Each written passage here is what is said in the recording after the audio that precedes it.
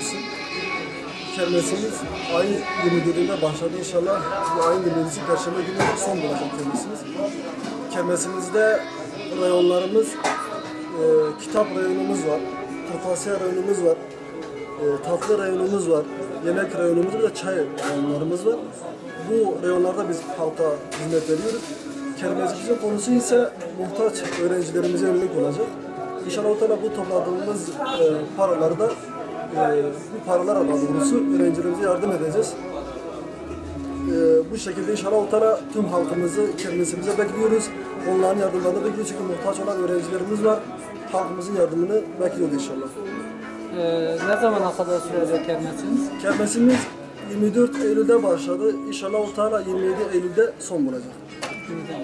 Gelen malzemeler nereden geliyor? Gerek kırtasiye malzemeleri, gerek yiyeceklerdir. Evet. Malzemelerimiz anlaştığımız kitap evleri var, kırtasiyeler var, ucuz sular var. Bir de gelen yemekler de diye de gönüllerimizi getirdiği yemeklerdir. Hayırlarına bunu yapıyor. Allah onlardan razı olsun inşallah. Pek teşekkür ediyoruz. Allah razı olsun.